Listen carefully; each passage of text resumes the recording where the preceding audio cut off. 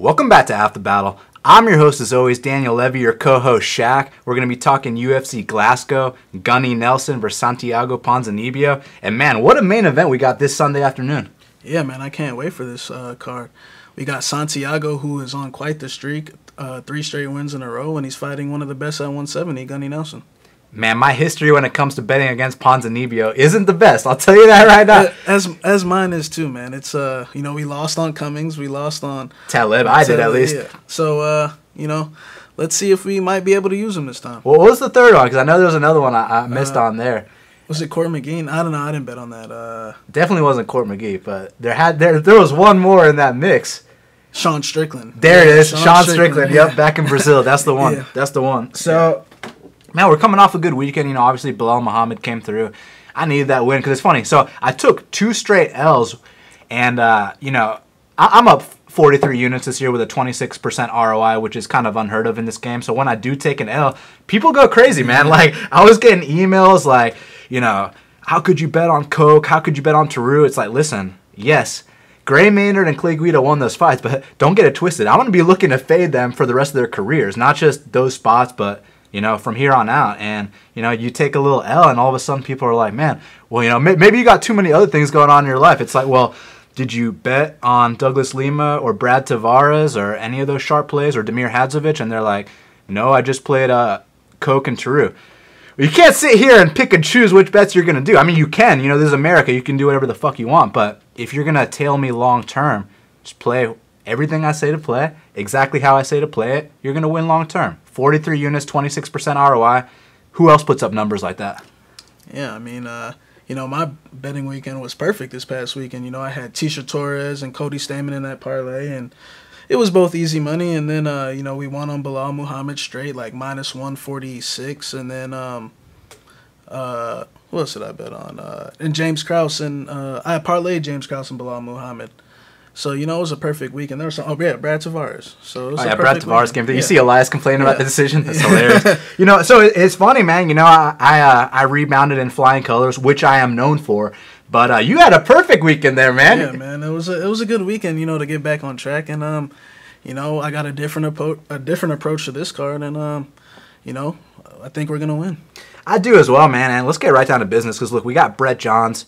He's minus 370. The comeback on Albert the Warrior Morales is plus 310. Now, I think Brett Johns is no slouch at all. I mean, you go watch that UFC debut, and not only that, you go watch him on the regional scene when he's beating UFC vets, the entries to his takedowns, the relentless style he brings to the table. Brett Johns is no slouch at all, man, and I understand why he's a favorite here, but I don't understand why he's a close to a 4-1 favorite here, man. I think it should be closer.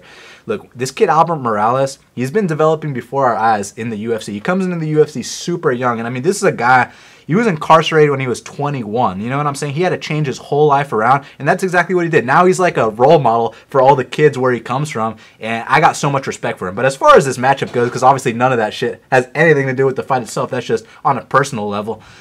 Man, Albert's super athletic for the weight class. He's got very good takedown defense. Statistically, it says 85%. I think it's actually 75% because, he's stuffed 3 or 4 attempted takedowns. I think they got that stat wrong. But bottom line, 75% takedown defense, I think that's pretty fucking good. And when he got taken down against Sukumtut, I think what people fail to realize is, so he goes out there, he wins the first round, and he said in an interview recently that he blew himself out trying to go for that single leg in the second round, and then Sukumtut got on top of him. But Morales had to grit through it. He had to dig deep. He goes out there. He wins the third round, gets his first UFC win, man.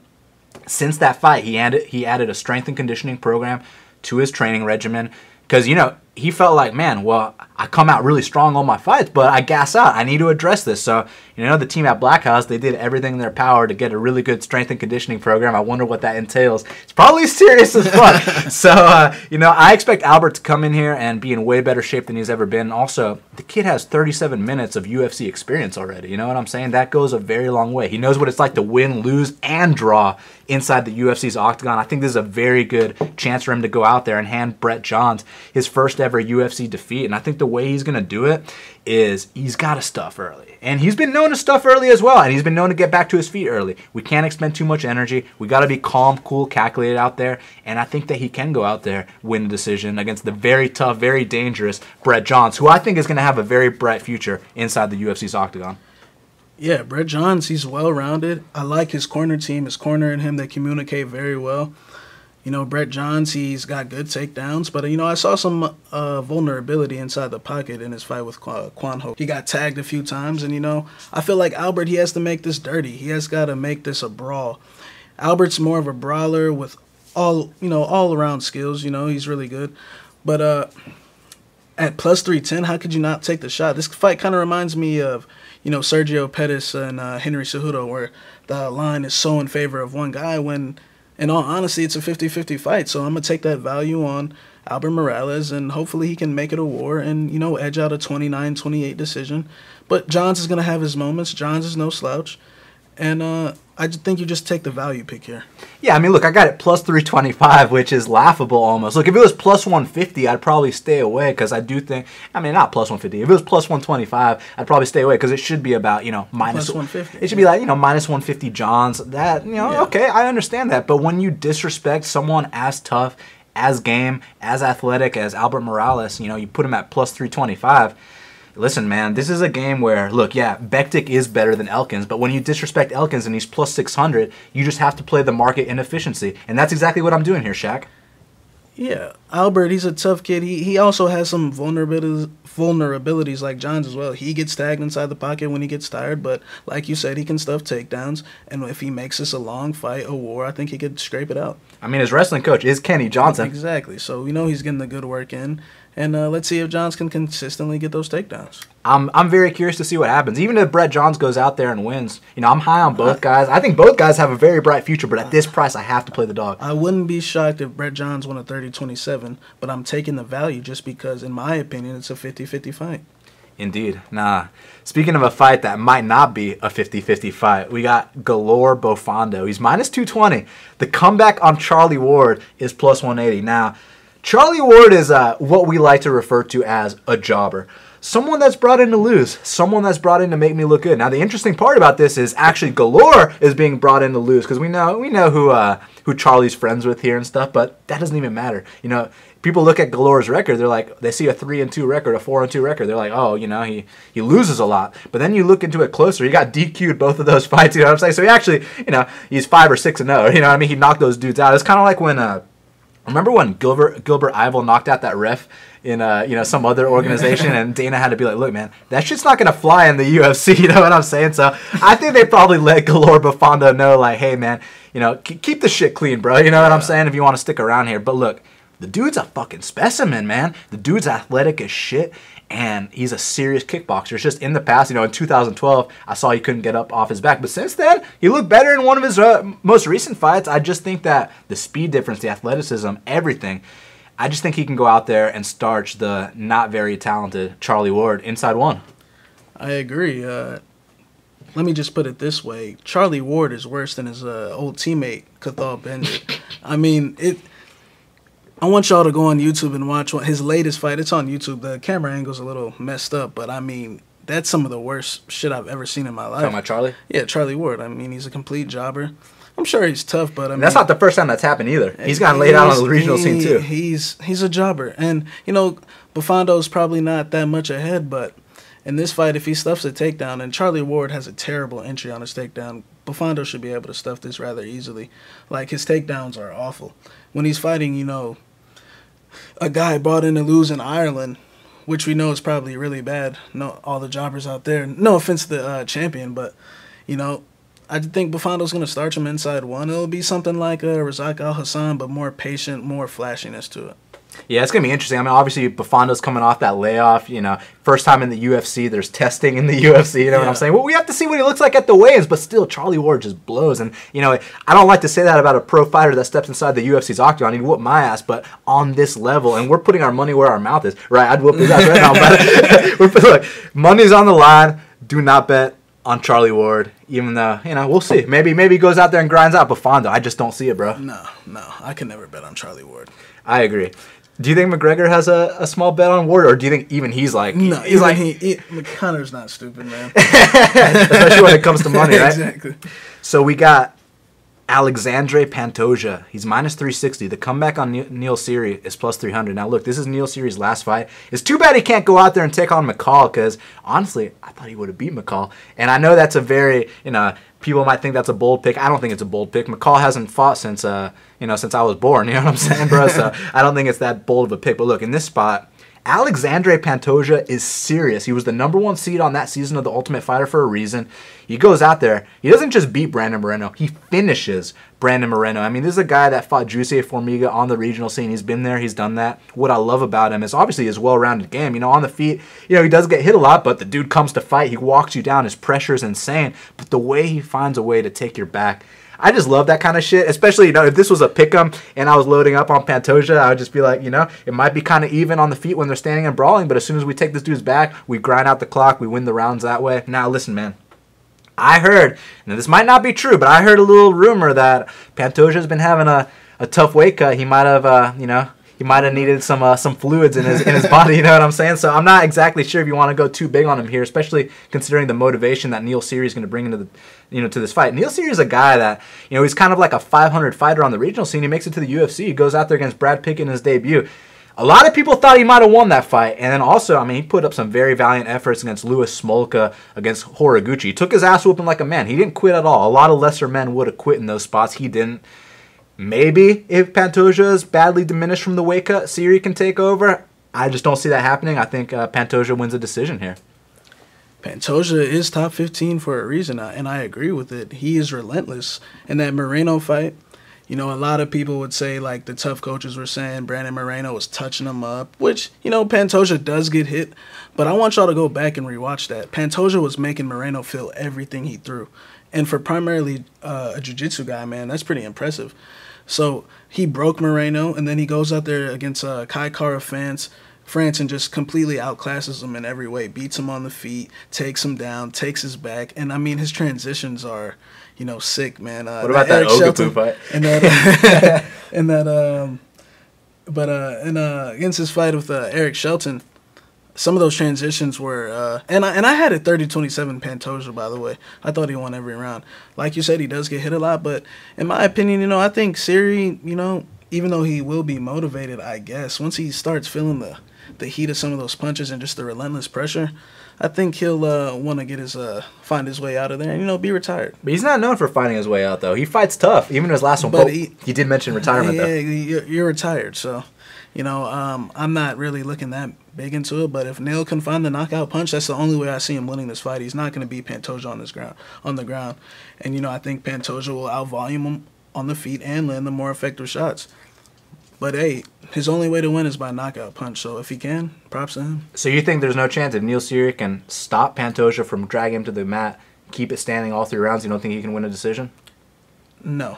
I think Pantoja will outvolume him. Okay, so for the people that want to take Seery at plus 300, you recommend they stay away? Yeah, man. Pantoja's the better fighter in every aspect of the game, in my opinion. Besides the fact that he gets clipped too much, but he's tough. He likes to wave you in. He wants more. So like a Brazilian Diaz brother. I don't think he minds getting hit unless Neil could put the lights out. But Neil stand up. He's not known for that. And his stand up on the feet really is not that good. He's just swinging big looping hooks that really don't land. So I think Pantoja will be safe here. But since he allegedly got hospitalized, I'm gonna stay away and just not fall into that trap of a big favorite here, man. Man, you know what fight is really tough to call, bro? We got Danny Hot Chocolate Roberts. He's minus 200. The comeback on Bobby Nash is plus 170. Now, I know coming into the UFC, Danny Hot Chocolate, man, his run in Cage Warriors, I was like, dude, this guy is the guy you need to look out for because he's so well-rounded. He's so athletic. He can finish guys via knockout, via submission. I thought he was the complete package, but it just hasn't materialized inside the UFC's octagon. You think he's going to get back on track here against Nash? Another thing we were talking about earlier was that, possibly Danny had the meat of his career in Cage Warriors, and now we're seeing a diminished version. But, Bobby Nash, he's very green, a D1 wrestler with power in his hands. Is he D1? Yeah, he's a D1 wrestler with power in his hands. But I still think he's green, man. I think he's as stiff as a board. And, I think Danny will be able to get through this one as long as he can, his chin can hold up. I think he took the right amount of time off following the Mike Perry fight. And I truly believe he's the better fighter here.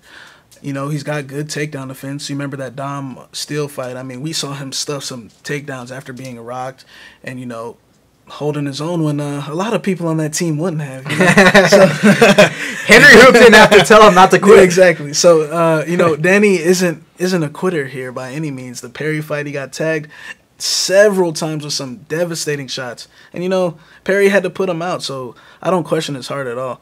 And, you know, I think Bobby Nash has to have the performance of his life here to win this fight. I don't think his takedown entries are that good, to be honest. Watching him on the local scene and whatnot, I didn't think they were that serious. So I'm going to go with Danny by 30-27 on 2 cards, 29-28 on 1.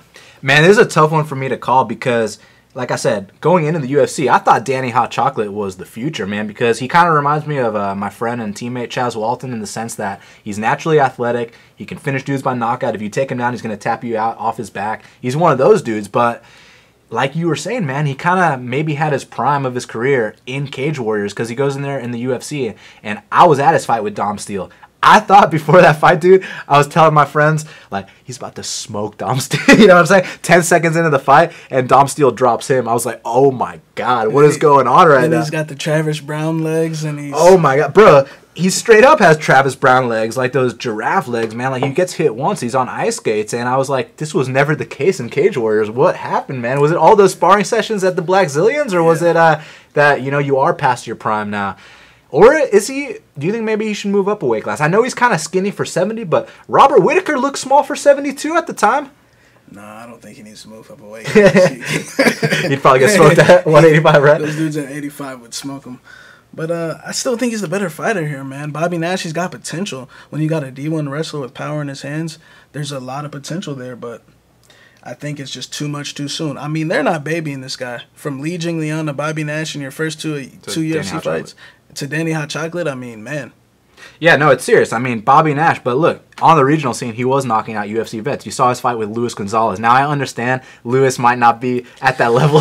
He might be what we refer to as a jobber, but look, the way he put him out, I mean, one clean left hook in the middle of the combo, and Luis was out cold. Luis is a guy that went 3 rounds with Leandro, you know what I'm saying, in the UFC's octagon. Not that Leandro's known for finishing anyone. I'm just saying, bro. Like, this isn't a guy who came to the UFC, got knocked out in 10 seconds every fight, and then they cut him. Bobby Nash, like you said, D1 wrestler, but he's so stiff on the feet, but the flip side of that is he's got serious knockout power. Serious knockout power, but he got really tired in that Jingliang fight as well.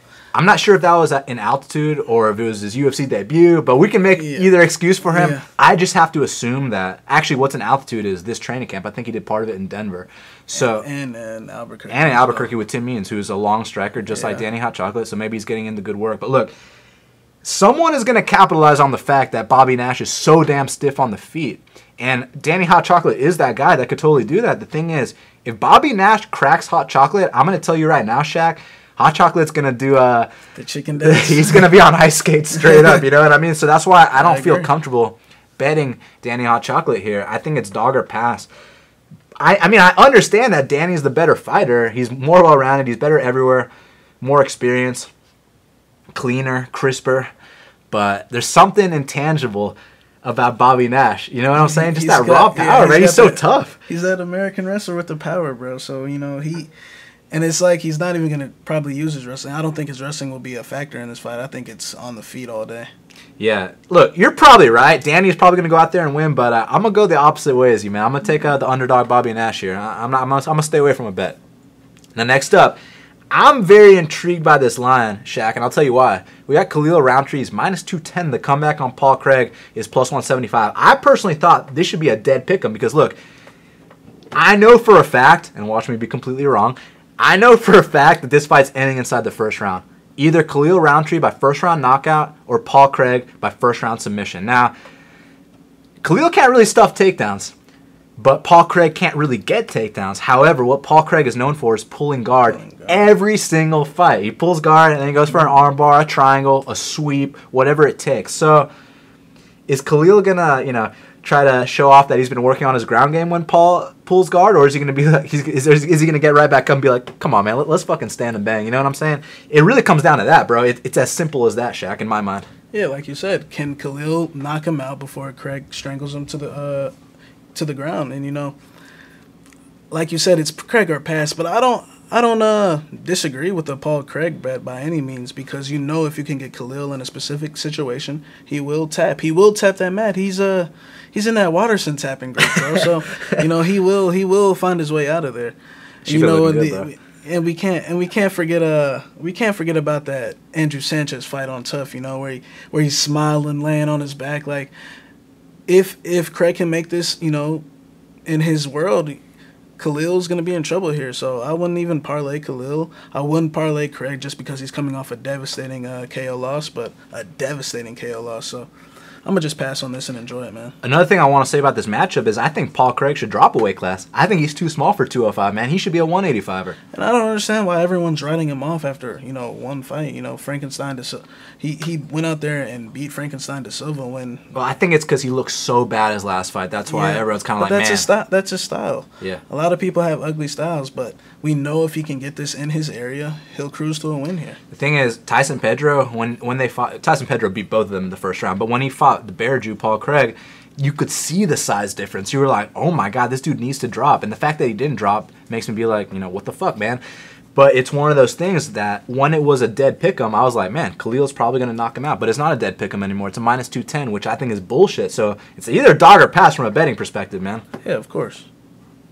So, let's get a pick, man. Is it going to be Khalil first round KO or the sub, man, for Craig? I'll go with Khalil just because, I think Craig's going to come in recklessly and he's going to get clipped with a punch. But I would not be shocked in the slightest if Craig subbed him in the first round as well. Look, that's not going to surprise me, man.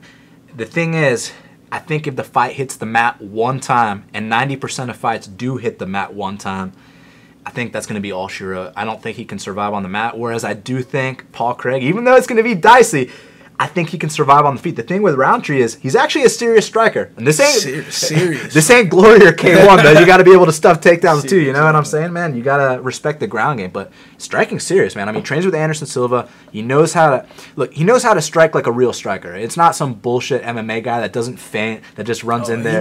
He knows how to strike. You know what I'm saying? And he does a lot of the playful, cocky shit that we love from Anderson Silva. It's just sometimes he doesn't get a chance because as soon as you shoot on this guy, he's getting taken out. I know his last fight he addressed it, and he had a very beautiful grip on Daniel the Jobber Jolly when he knocked him out. Very nice underhook, and then the left hand was on the neck of Jolly, and he need him knocked him out. But this ain't no Daniel Jolly anymore. And I'm not saying Paul Craig's a rated guy. I'm not saying that at all. But this is a step up from the Werewolf of Texas. You know what I'm saying, man? So it's gonna be interesting.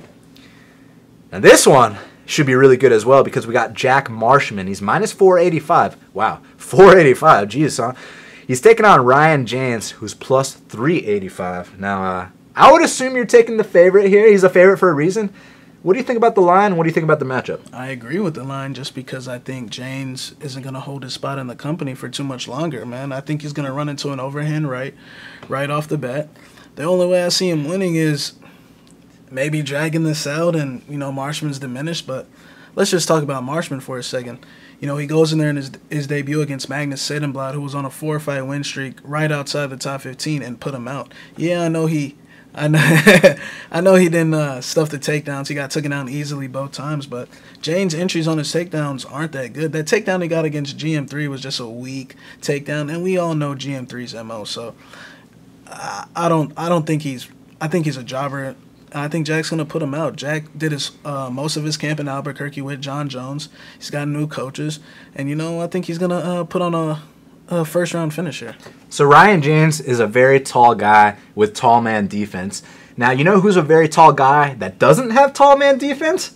Johnny Bones. So, Marshman's training with literally the best possible version of what he's facing. And now he's actually going to go face the shittiest version of what he's been training with. So it's like... he has to really fuck up to lose this fight, man. Straight up. But he fucked up last time. Maybe the ref fucked up last time. I had a dog play on Marshman against Thiago. Let's not forget he put Thiago on his ass a couple times. Man. And, I'll never complain about that, but you think the ref could have let it go off? Yes, it was a bad stoppage. Marshman was fully there. He got dropped with a spinning head kick. Of course it's going to happen, but at least land a couple follow-up shots first. Yeah, now, so in this fight, like we were saying, James has that tall man defense to a point of no return. And, when you're fighting guys like Keith Barish, they can't really capitalize. But when you're fighting a power puncher and, a military boxer, a guy who's known for his hands, such as Jack Marshman, he will capitalize. He's going to go out there, close the distance, mix it up to the body, and then go up top with either a big left hook, a big right hand. I think he's going to put down James. Now, James' path to victory, there's two of them. If he is to win this fight, the first one is he would have to not get knocked out and out-volume Jack on the feet, which I do not see happening at all. The second one would be he'd have to find a way to drag it to the mat, use his black belt, which he just got tapped out his last fight, but use his black belt to somehow find a submission against Jack. Now, look, the thing with Jack is, not too long ago, this dude was fucking losing to Scott Askham and Tom Watson, so you can't rate him too highly, but he's on a streak since then, man. I mean, I know he lost his last one, but I'm saying overall he's on a streak. He's won like 8 of 10 or something like that. I know someone can correct me on the exact number. I don't have it in front of me, but it's among those lines. Bottom line, I got the minus 485 favorite. I think he goes out there and stops James. The under could be good here, but it could get sweaty if he doesn't put him away early. But yeah, I do think he closes the distance and puts away the very tall and bad defense heavy Ryan James. Yeah, if you could have got the line and 5 dimes at less than minus 300, then it was a very good bet. But at minus 485 now, it's a pass just because it's too risky, man. Hey, we can't be mentioning no books. They don't sponsor us. Fuck them. But this is a really good fight, man. Stevie Ray, he's minus 130. The comeback on Paul Felder is plus 110. Now, I expected, again, a dead pick'em. And honestly, man, I got a little greedy here, Shaq. I'll be honest, bro. I thought that Ray was going to be the dog. I was planning, man, I'm about to get some dog money against Paul Felder and bet against this guy who not only has let me down like a million times, against, and not against good competition either, man. I'm not talking about, okay, so I lost when he fought Edson Barboza. That's not a big deal, man. I also lost when Benny fought Barboza, Okay, you lost to Barboza. That ain't a big deal, bro. But you fucking lost to Ross Pearson by split? Like, dude, I don't care if you were icing your shins 2 weeks before that fight, man. Like, you should... Don't even train for a year before that fight. You'll beat fucking Ross Pearson, I thought. Apparently not, bro. You know what I'm saying? That was bad. And then, so I was like, okay, he's early in his UFC career. I make all these excuses for him. I neglect the fact that he's a 34-year-old actor. And I'm like, you know what? He'll go out there and finish Josh Berkman. I mean, it's Josh Berkman, right? Come on, man. And obviously I wasn't going to bet the minus 350, so I took the inside the distance. Me too. Bro, he almost lost that fight to Berkman. Are you fucking kidding me right now? Like, he almost lost to Cruikshank.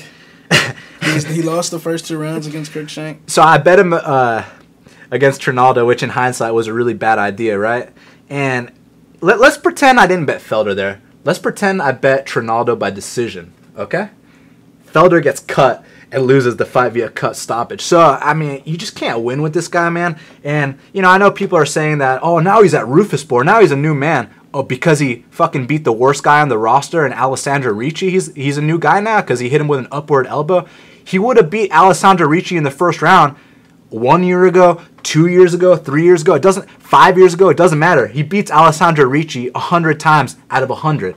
So, I don't get this new Rufusspor thing. And look, I got a lot of respect for Rufusspor. All those dudes are my boys. Love them all. Mike Biggie, Bilal, all those dudes, Sergio, but that's got nothing to do with this, man. I mean, Paul Felder was training with Mark Henry, with Frankie Edgar, with Edson Barboza. Cowboy. And then before that, he was training with Cowboy, Greg Jackson, all these people. And then before that, he's training in Philly with Jonathan Webb and all those guys there. So it's like, this guy's a habitual gym hopper. If he takes one L, all of a sudden he has to change everything in his life. And the most important thing here is that, because we got to break down the matchup, I'm just talking a little bit of shit right now, is that the dude is so inactive. It's unbelievable. You hit him one time, then he starts, getting off his game plan. He starts, being like, what the fuck, man? He starts getting mad. I'm not talking about like a Diaz taunt where he gets in someone's head. I'm talking about this dude literally gets mad. You hit Paul Felder and his face turns red and shit. It's like smoke starts coming out his ears and stuff, man. You know what I love about Stevie Ray? He doesn't need to go out there and brawl with Paul Felder to get this win. He doesn't, and he's not going to do something for his ego, like in terms of being like, if Paul Felder starts signaling him on, like, come on, man, let's stand and bang in the center of the octagon, Stevie Ray's not going to be like, all right, man, let's do that. Stevie Ray's going to stay on the outside, use that footwork, jab, jab, mix up the rear uppercut, which he knows how to set up. And I love guys that set up that rear uppercut properly. And Stevie Ray is well-rounded, man. I mean, he can mix up his takedowns as well. You saw the fight with Ross Pearson. Now someone's going to be like, oh, that's Ross Pearson. Yeah, Ross Pearson beat Paul Felder. But anyways, he mixes up his takedowns. He can fight everywhere. I know Joe Lozon won the first round. Joe Lozon wins the first round against everyone. So I don't really take much from that. But, man, once again, it's going to come down to that volume style. I think he's gonna find a way to win on the judges' scorecards. Now, not only that, I would have picked Stevie by decision in Vegas, but now we got it in Scotland, and you're telling me Stevie Ray's from Scotland, bro? I mean, this is a good spot to get a nice hometown decision, even if the fans think that Felder won the fight, which I highly doubt, because he's so inactive, and that's he loses fights by not throwing enough. So I think Stevie's going to win no matter what. But even if the fans somehow think that, he landed the hardest shots, he walked him down, which, I don't see happening at all, we can still get a bullshit split decision, man. It's in Scotland. So I got to go with Stevie Braveheart Ray here to win a unanimous decision. But I hope it's a controversial split just because I love those. This is a 50-50 fight in my opinion. I think Paul could take this by landing the more powerful shots, making the crowd ooh and ah a little bit more, as where Stevie's going to stay on the outside and try to box him up from range and, out-volume him. But as far as a betting perspective, I'm staying away from this fight because I think it could go either way, man. Felder's no slouch, even though he, like you said, doesn't throw volume. I don't know, I still respect his skills a lot, man, just because what he could have been, So, that could, come into play here. He might have a quick little flash of it, so that's why I'm staying away, but I could see Stevie taking this 29-28, but I do think it's going to be a close fight. I think either guy will run around, and it'll be a 29-28 split decision type of fight. I mean, I think I just ate the Paul Felder hype straight up, and I got no problems admitting that whatsoever. I lost on that Berkman inside the distance. It was plus 290. I was thinking it was easy money. We know Berkman doesn't win fights in the UFC, and Paul goes out there and he's getting taken down by him, and he's, feeling the shots a little bit, and you're just standing there like, is this guy fucking kidding me? So I can't trust him, but, I could see him taking this one.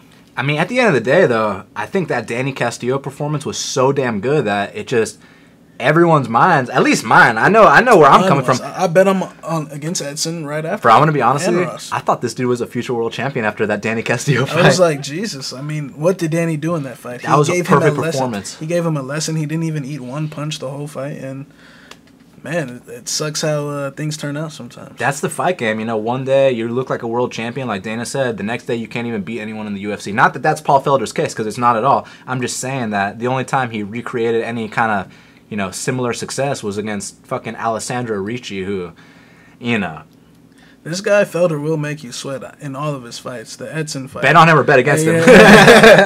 Ross Pearson, where we got our DJ and Felder parlays that night, and we're all thinking it's gonna cash. And Felder goes out there and he's feeling the shots from Ross, getting taken down.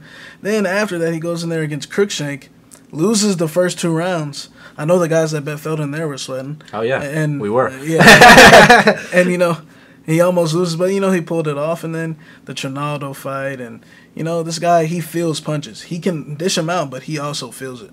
He is aging, man. We got to mention that. But he's tough. Look, he's got great technique. I'm not gonna talk any shit about that. Some of his shit's pretty. His technique's amazing. But it's just, man, one of these, maybe this is the time where he figures shit out. But I don't doubt it at this stage in his career. I mean, I know people are talking about how Duke is gonna bring out the fundamentals and less of the flash and this and that, and it's like we need to see it before we talk like that, because I mean, he still spun against Alessandro, but I mean, that's Alessandro. We need to see what's up against a real fighter, and that's what Stevie Ray is, man. And Stevie Ray, obviously, like we mentioned, the volume on the feet, he can mix in takedowns. He can just make this look pretty, avoid the brawl, and win the decision. But look, if Felder goes out there, lands the hardest shots, and he wins, hey, much respect. You know what I'm saying?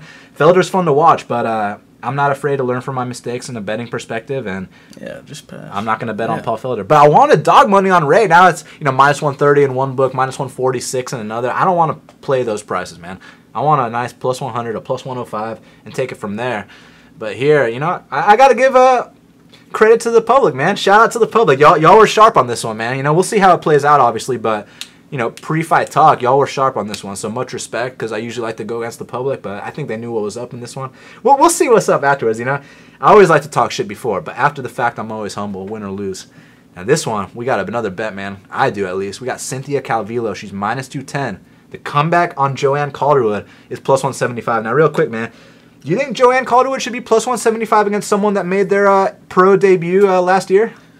No, I disagree, man. I feel like it should be a pick'em at the least. And, Calvillo, I think she's good. I think she's got some amazing jiu-jitsu, but her overall game, like her striking and her wrestling, I don't see it being up to par with the hype that she has, man. Her hands are good. she out-volumed Pearl Gonzalez, who, let's be honest, here is a jobber. And coming off a year layoff. And was just shelling up the whole time. So it was pretty good to look decent against that. But against Joanne, I think she's open to some leg kicks, and I think Joanne's going to take advantage of that, man. And I think if she can stuff the takedown and stay away from all jiu-jitsu exchanges, I think she can win this fight by decision in her hometown. Man, this is really interesting because I know that the one area Joanne struggles with is when people tap her out. I mean, all her losses are via submission. And you look at Cynthia Calvillo, you think she's this great submission artist because she did win her last 2 fights by submission. Let me just remind the whole crowd, those were her only 2 wins by submission. But at least she did it on the biggest stage possible. But she did it against the worst competition possible at that biggest stage. I mean, we're talking about, and no disrespect to these chicks. I mean, Amanda Bobby Cooper, Pearl Gonzalez, we can get a drink sometime. But look, I mean, they're 2-3 and whatever their records are, man. Bottom line is, they're not top 15 fighters. Now we're dealing with a top 10 fighter. Not that the number means anything, but the way the style matches up, I do think the long style of JoJo Calderwood can give Cynthia Calvillo problems, man. And I think that if you go back and you watch JoJo's last fight against Andrade, that was just simply a case where, I said this when we were breaking down Andrade versus Joanna, and I said that was basically a dude versus a chick. And that's not disrespect to Andrade. What I meant by that was the strength difference. I mean, the way she would pick up JoJo and just slam her. I mean, I was like, damn, bro. Like, you don't see the chicks like with that kind of strength. You know what I mean? And I'll tell you right now, Shaq, Cynthia Calvillo does not have takedowns anywhere near the level of Jessica Andrade. Not only that, she doesn't have the strength or the power of Jessica Andrade. I mean, Jessica Andrade is like a little dude out there, straight up. She's like John Lineker, you know what I mean? And once again, calling her a little dude isn't disrespect. It's a compliment, actually, because, like Amanda Nunes, she hits like a dude. That's what people say. That's the word on the street. So Andrade has that kind of power. Now, Cynthia doesn't.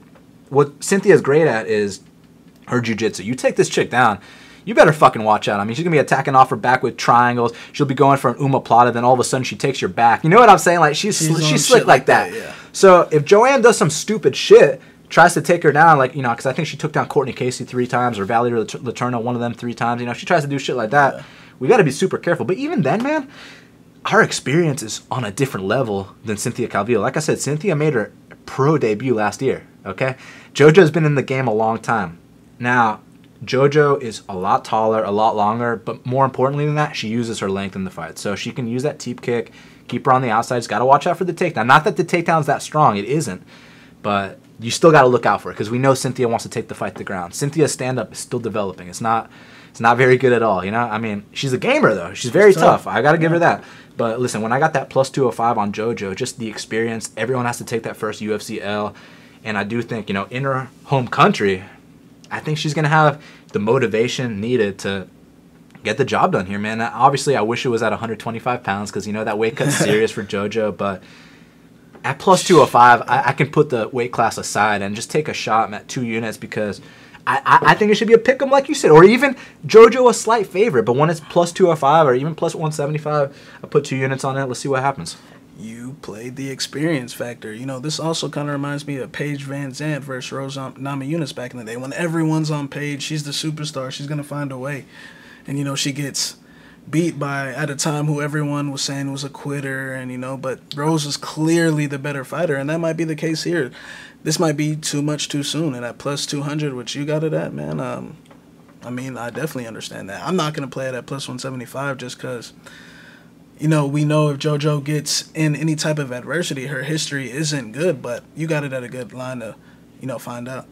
Yeah, and that's exactly what it is. I'm going to find out. And even though I am predicting Calvillo to lose this fight, I think she'll bounce back better, man. I think she's serious. I think she's really good prospect. Good, But, someone, I forget who it was. She's game. Someone I really respect, and I think it might be my boy Dan Tom, the mixed martial arts analyst. I think he said that, and if it's someone else, correct me.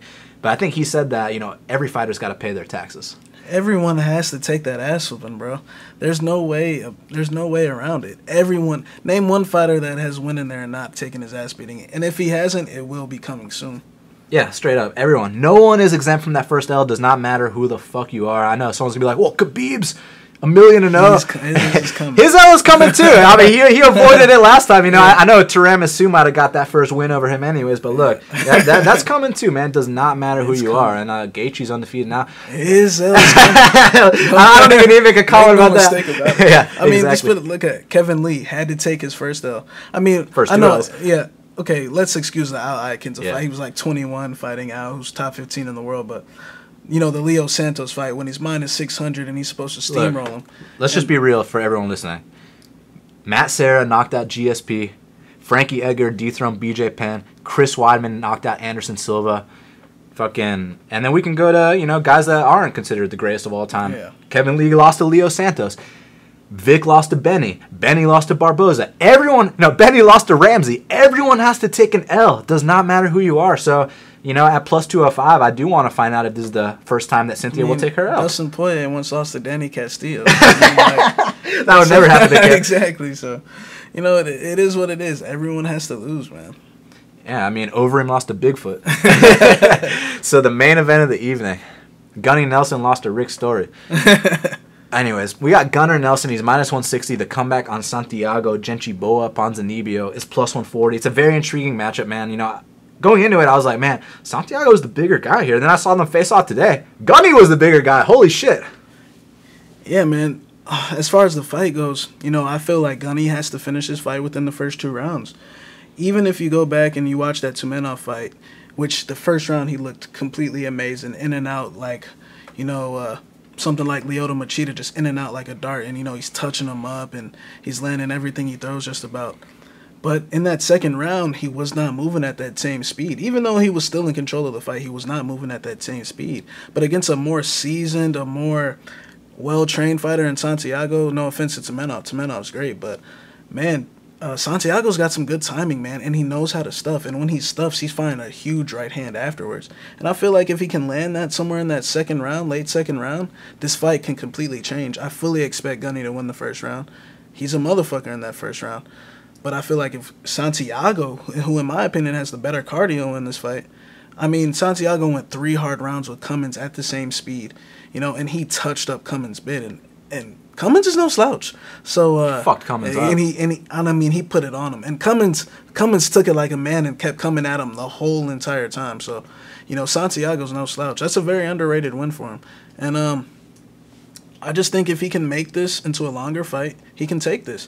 And, you know, he's going to be my pick in this fight. I think he's going to do it, man. I think Santiago's very underrated at 170.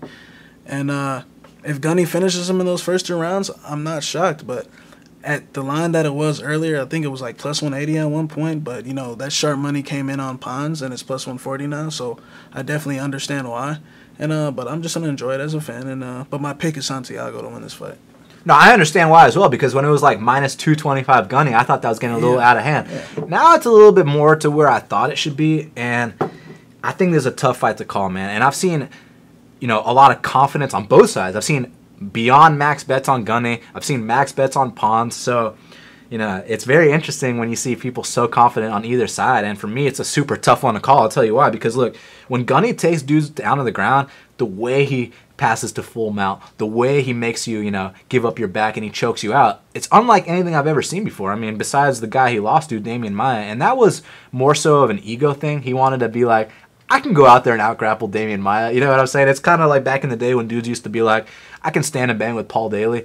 So that's what he tried to do there, which was a really fucking dumbass move, but I assume he learned from it. And also, this ain't Damian Maia no more. But if he tries to go out there and box with Ponzinibbio, you know, because he had that ego thing going on in the Maia fight where, oh, I'm going to beat this guy at what he's best at. Look, there's only certain guys that can beat you at your own game.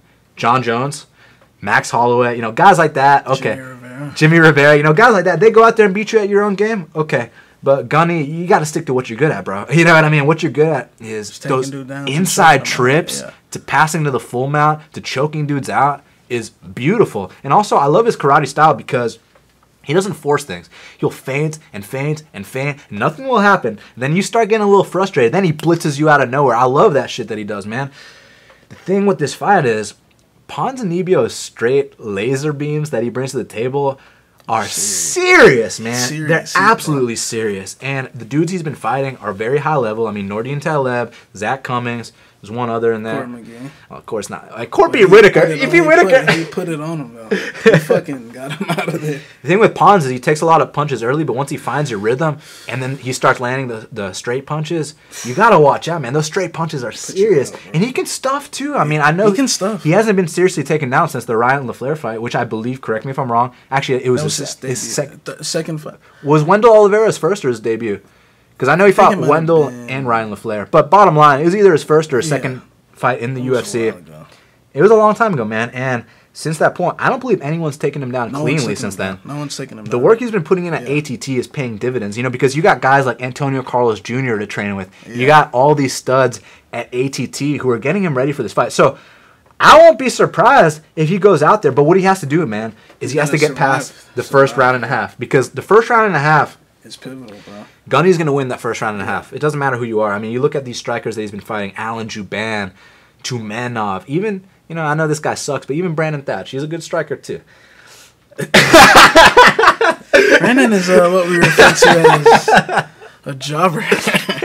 Look, we'll talk about Tumenov and Juban. Those are really good strikers, even though they bring something completely different than what Pons brings. Because Pons, even though I love Juban, he's fucking awesome, I'd say Pons has a better chin than Juban. 100%. And another thing I want to say about the difference between that matchup is that Pons is more oriented with the straight punches, whereas Juban's more oriented with the kicks.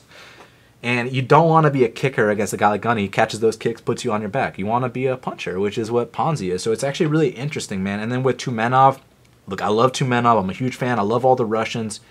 I do think that certain things changed when they started wearing the Reebok shorts. That's all I got to say about that. You know what I'm saying? I just think certain things changed.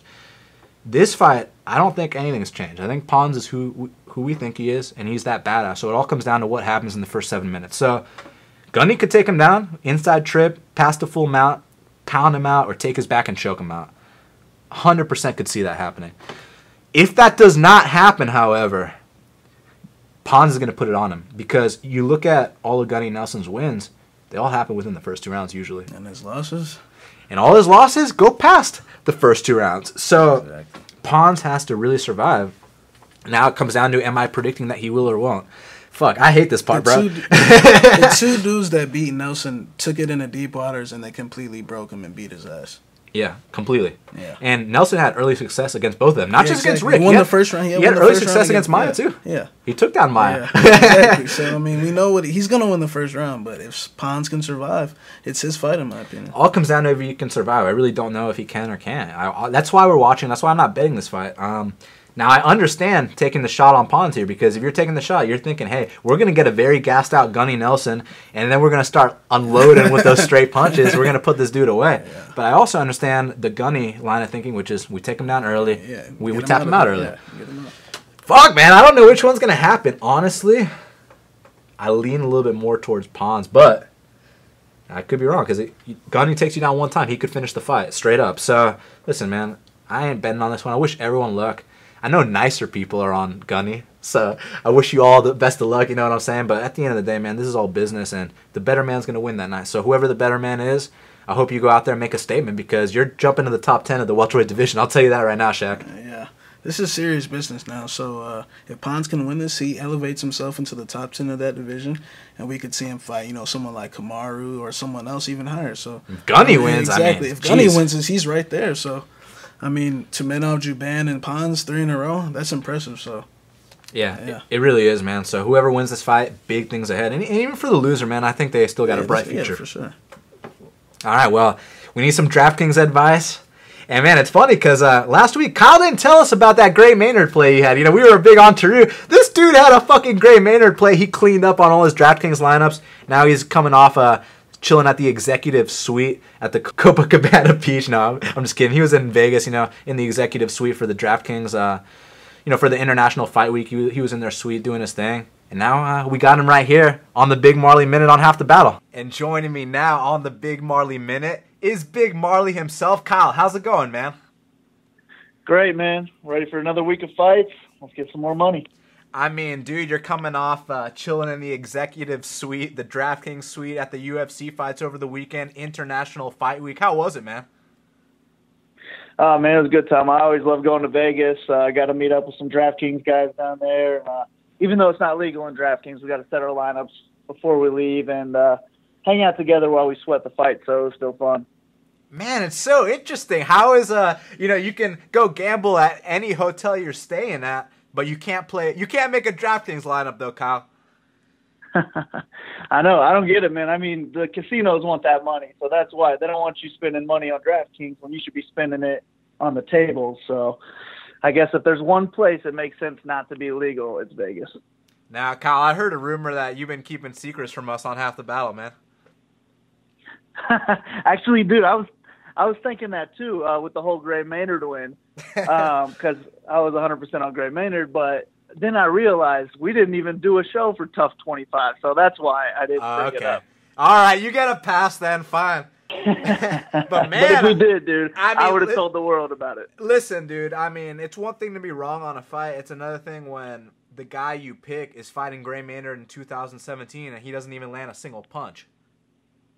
Yeah, man, Ishii, man, he's a little overrated, and Greg's got that wrestling game, so I mean, I had a bet on him when I was in Vegas as well, but I really loved him from the DraftKings angle because if he was going to win, you knew it was going to be by takedowns, and that's what scores points in DraftKings. So that's why I was 100% on Maynard. And yeah, I was wondering myself, like, why didn't I tell them about that? And they dang on me. I was like, oh yeah, we didn't even do a show on Top 25 because the salaries weren't out yet. So real quick, before we talk about anything else, is there a dog on this UFC Glasgow card that we're not looking at? Man, I don't have me a Maynard on this card. But I don't hate any of those lowest dogs. So I think you couldn't go wrong with any of the lower guys if you're making a punt on a GPP. So I don't have a preference on those lower guys. Any of them can really do this week. Well, let me ask you about this because, this kid, Albert Morales, he's a plus 325 dog, and I got to assume that he's priced pretty low on DraftKings. He's taking on a guy in Brett Johns who, he's a very good wrestler, man, and if he wins this fight, he's going to get a lot of takedowns. We know that scores a lot of points, but the guy's probably going to be super expensive. Albert Morales has over 37 minutes of UFC experience, and the kid's getting better every single fight. He's one of those guys that's super dangerous and can finish a fight at any point. Also very athletic. I think he's a live underdog here. You think that maybe we can take him so that we can afford some of the bigger favorites here? Man, last week I thought Blades was by far the best play, and I knew he was going to be the most owned, and that burned me in the ass. So I'm thinking Johns is the best play this week, right? And he's going to be the most owned. But I learned my lesson last week with the Blades. I'd rather go on the underdog and try and get as many points as he can get than go all in with the heaviest priced guy on DraftKings. So I don't mind that play at all. I do think Johns wins this fight, but I don't like the matchup at all because I think these guys are two good prospects. I think they should both be getting wins and moving them, getting some good fans, but they're facing each other, and I just think Johns is probably going to win this one. However, man, I learned my lesson last week with Blades. You cannot go all in on the heaviest priced guy when anything can happen in a fight. So I think Morales is a good cash game guy because you can afford a loss in cash games, and then that'll afford some heavier favorites in there. But in GPPs, I think if you're going to make 10 lineups, you want a little bit of both of those guys. Stevie Ray and Paul Felder, I mean, for a fact that these two are going to stand and bang for 3 straight rounds. And it's a pick 'em for a reason. Now, I have to favor Stevie Ray, in a fight like this that I think is going to be a split decision. Why wouldn't I take the Scot in Scotland? You know what I'm saying? So I'm going Stevie Ray here, but you think this is one I stay away from in DraftKings? Yeah, man, I'm going with Stevie Ray myself. From a betting angle, I got a bet on Ray. However, I do think this is a fight to fade in DraftKings. It's one to watch and one to bet on. But I just don't see it scoring very highly in DraftKings because they're going to stand the whole 15 minutes. And that doesn't score too much points unless it's a wild brawl. I also think if someone's going to get takedowns in this fight, it is Ray. However, I think he's only going to go for takedowns if he feels he's losing the fight. And like I said, I don't think he's going to be losing the fight. So I don't see any takedowns happening in this fight. And I can see Ray getting a decision win and maybe only 60, 65 DraftKings points. And that's not going to win you in a tournament. So I myself will be fading this fight in DraftKings. I got a bet on Ray. I'm really looking forward to watching the fight. But I think you should fade it on DraftKings. Now, a lot of people that have been listening to Half the Battle for a while know that you expertly picked Ross Pearson to beat Paul Felder. Now you're picking Stevie Ray to beat him as well. Tell us your reasoning, man. I've always thought Felder was a little overhyped, but I also like Ray quite a bit, and he's fighting at home, so pick 'em line, even line on DraftKings, but you actually get a little bit of value on the betting line with Ray at -120. I don't know. I just think he's going to be the more well-rounded fighter in his hometown, and that's going to get the decision for him. You love your home guys at home, don't you? I do, man. I do. Any sport, really. Any sport. So, I mean, two favorites that I'm looking to, beef up my card with, my DraftKings lineup, Jack Marshman and Alexandre Pantoja. I don't necessarily want to say that they have easy fights. I wouldn't disrespect their opponents like that. And especially, Jack Marshman's a guy that, not too long ago he was losing to Scott Askham and Tom Watson, guys like that. You know what I'm saying, Kyle? And he's a -420 favorite here, but I think he's a -420 favorite for a reason. I mean, Ryan James has proven to have that tall man defense. He takes a lot of shots, and you don't want to take a lot of shots against a heavy hitter like Jack Marshman. And then in the Alexandre Pantoja versus Neil Seery case, I see it being more of a brawl, but Alexandre can can take the back when necessary and win the rounds that way. So I was thinking, man, I mean, are these two good favorites that I should put in there and then do the rest dogs or what? I like both you guys to win the fight. Yeah, Marshman, he's going to need the knockout, though. I do think he can get it, so he'll be in some of my lineups as well. I don't think I'm going to have any James. I think that fight is all Marshman. He's the biggest favorite on the card for a reason. However, DraftKings, if he doesn't knock him out, you just don't score too many points with significant strikes. So I like your Pantoja play more because he's going in against a retiring Seery, and the way he's going to win is by takedowns and submissions, and that's where you get the points. Takedowns, the advances, they rack up points way more than strikes do. So I like that play more than Marshman. However, I do like both guys to win. But I'm going in the main event. I like Gunny Nelson quite a bit in that main event. I think the ground game is going to be too much, especially in 5 rounds for Ponzi. He's eventually going to get him down and I think put him out. So if I can save that $300 on DraftKings going down from Marshman to Gunny, I like doing that actually. Kyle, tell me if I'm thinking like a DraftKings player now, man. So we got this fight between Khalil Rountree and Paul Craig. And I know for a fact, watch me be completely wrong, but I know for a fact this one's ending in the first round. Either Khalil Rountree is going to get a first-round knockout or Paul Craig is going to get a first-round submission. So this is the spot where I put both guys on separate lineups, right? You are thinking like a DraftKings player. Exactly, yeah. This is a fight you can't miss. I mean, even if you don't know who's going to win this fight, you got to have them in your lineup because whoever's going to win is going to win a tournament because they're going to have more than 100 points on their team. It's going to be that first-round finish. I agree. I want to have both these guys. If I have 10 lineups, maybe I would go 5 Rountree, 5 Craig. But if I'm picking a side on this, I'm going to have to go Craig just because that ground game scores more points. So I'm going to have to root for the takedown, give me a sub, and give me a big underdog to come through. But like you said, both guys need to be on GPP lineups. Now, I normally like to take underdogs in my lineup, but I was speaking with you off air. You told me that I should actually keep this away from my lineup, and we got Joanne Calderwood. She's plus 185 against Cynthia Calvillo. Look, I think Calvillo is really good, but I also think she's really green and inexperienced. I think this is a perfect spot to take the vet, get that upset against someone who, at most, in my opinion, Kyle, should be a -135 favorite, not a -225 favorite. But the thing is, if Joanne wins this fight, she's most likely not finishing it. So, and the favorite will finish if she wins the fight. So it's kind of interesting. It's either Cynthia or pass from a DraftKings perspective, right? Yeah, see, I think the Calderwood play, if you really like her to win, you should bet her. However, I'm not sure how much she's going to score on Cynthia because Cynthia's going to be going for the takedowns. And if she's on her back, she's not going to be scoring a lot. So, I mean, I've also been wrong because she doesn't finish a lot of fights, but when she fought Letourneau, she scored 141 points. So, holy shit. If somehow she could pick her apart and finish her in the 3rd round like she did Letourneau, then she's going to score high. I just don't see that happening. So I think if you're going to want a sweat on this fight, you should just bet it at the dog odds. However, if you do like Cynthia to win, she should score highly because she's going to go for the takedowns and possibly get that submission. And that's exactly what you want on the DraftKings side. So from a DraftKings angle, I agree. It's Cynthia or nothing. But if you like Joanne, just bet it. I don't know if she's going to score very highly in DraftKings. Well, I do like the sweat, so I did take that underdog shot. And, man, you've been enjoying this Mayweather-McGregor press conference tour? Oh, yeah, man. I did. Today was good, too. I'm looking forward to it. Can't wait for the fight either. Man, it's awesome. You know, I'm really enjoying this a lot. I know it's funny. A lot of hardcore fans are trying to act like they're not excited about this, but they're excited. They're excited about this, Kyle. Yeah, they're going to be shelling that $100, dude. They're looking forward to it. There's just haters love to hate.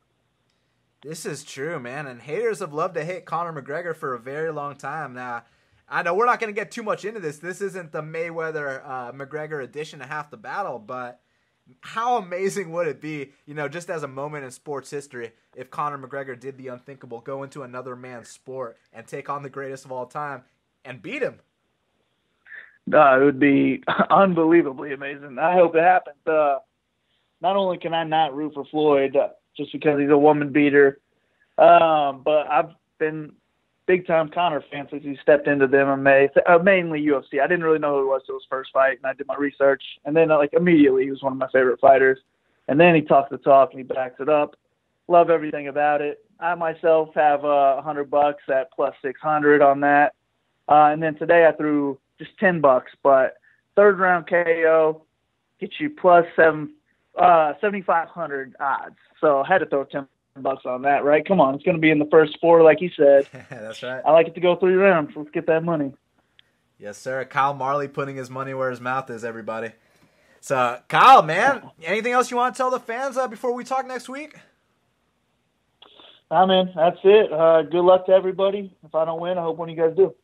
Yes, sir. Follow this man at Big Marley 3. Kyle, keep it up, man. This time you told us who you're playing. Thank God we don't gotta play a guessing game anymore. And man, let's cash these bets and let's win these DraftKings lineups, man. Let's do it, man. Good luck. All right, brother. Talk to you next week, man. All right, buddy. Take care. Man, Big Marley, man. I really gotta step up my DraftKings game, man.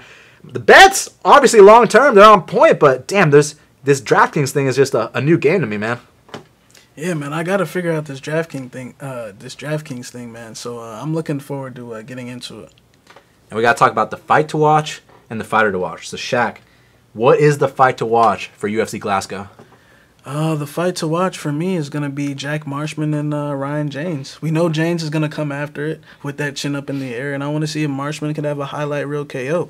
And if James can pull off the unthinkable, in my opinion, and grind him out and win a decision.